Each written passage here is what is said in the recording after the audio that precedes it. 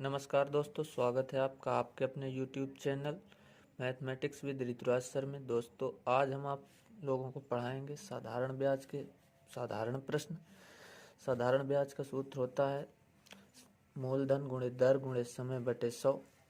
साधारण ब्याज पढ़ने के लिए हमें 4 तथ्यों की आवश्यकता होती है: मूलधन, दर, समय और अंत में मिश्र धन। यदि हम किसी व्यक्ति को कुछ पैसे उधार देते हैं और एक ब्याज की निश्चित दर तय कर देते हैं, तो उस दर के अनुसार जब व्यक्ति हमें वापस पैसे रिटर्न करता है, जो अतिरिक्त पैसे हमें हमारे दिए गए पैसे के अतिरिक्त रिटर्न करता है, उस धन को हम ब्याज कहते हैं।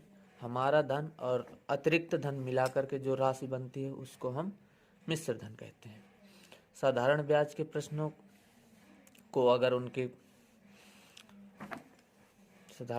प्रश्नों को अगर श्रेणियों में विभाजित किया जाए तो हमें कुल 10 प्रकार की श्रेणियां प्राप्त होती हैं। साधारण ब्याज के साधारण प्रश्न: जब मूलधन अपने का a बटे b गुना हो जाए, जब ब्याज मूलधन का a बटे b गुना हो जाए, जब ब्याजों का योग अथवा अंतर ज्ञात हो, जब दो समयों का मिश्र धन ज्ञात हो। ब्याज की औसत दर पर आधारित प्रश्न: जब ब्याज की कई दरें हों, जब धन अपने का n गुना हो जाए, जब धन t1 समय में अपने का n1 गुना तथा t2 समय में अपने का n2 गुना हो जाए, तथा साधारण ब्याज के विविध प्रश्न।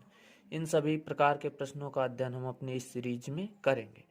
तो दोस्तों, हमारा चैनल है मैथमेटिक्स विद ऋतुराज सर, इसको सभी लोग लाइक, शेयर और सब्सक्राइब करें। तो मित्रों, चलिए हम प्रश्नों को हल करते हैं। सबसे पहला टाइप, साधारण ब्याज के साधारण प्रश्न। तो साधारण ब्याज के जो साधारण प्रश्न होते हैं वो इस प्रकार से होते हैं। पहला प्रश्न है आपकी स्क्रीन पर: यदि 500 रुपये की धनराशि को 100% वार्षिक साधारण ब्याज की दर पर 3 वर्ष के लिए दिया गया हो तो साधारण ब्याज ज्ञात कीजिए। मतलब हमें ये ज्ञात करना है कि इसमें ब्याज कितना लगेगा। तो इस प्रश्न में आपको दिया गया है मूलधन रुपये 500 है,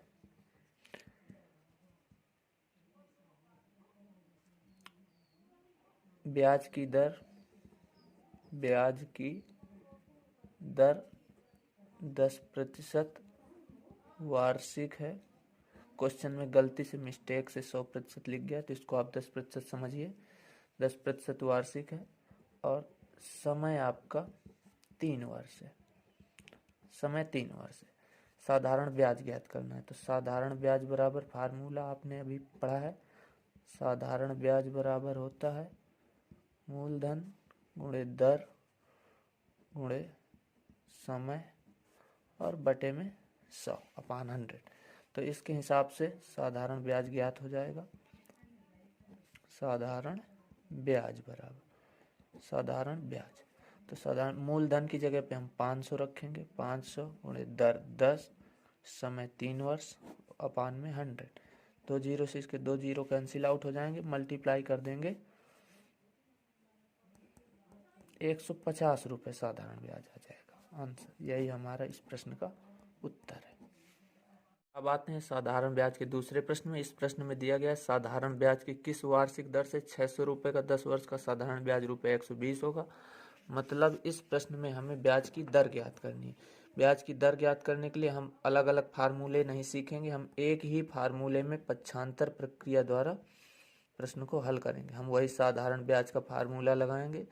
साधारण ब्याज बराबर होता है मूलधन गुणे दर गुणे समय बटे 100। तो साधारण ब्याज हमें दिया गया है प्रश्न में, साधारण ब्याज 120 रुपये हो जाता है, तो हम साधारण ब्याज की जगह 120 रखेंगे। मूलधन 600 रुपये दिया गया है, तो मूलधन के स्थान पे 600 रुपये रखेंगे। दर ज्ञात करनी है हमें, इसमें किस वार्षिक ब्याज की दर से, मतलब ब्याज की दर ज्ञात करनी है, तो दर के स्थान पे R रख सकते हैं। और समय दिया गया है 10 वर्ष, तो समय के स्थान पे 10 रखेंगे, अपान में 100 कर देंगे। तो इसके 2 जीरो से 2 जीरो लास्ट के कैंसिल आउट हो जाएंगे, 120। इधर 10 और 6 का गुणा कर देंगे तो 60 गुणे R की वैल्यू चाहिए, तो 60 को हम दूसरे साइड में पक्षांतर कर देंगे, तो 120/60 इधर हो जाएगा R।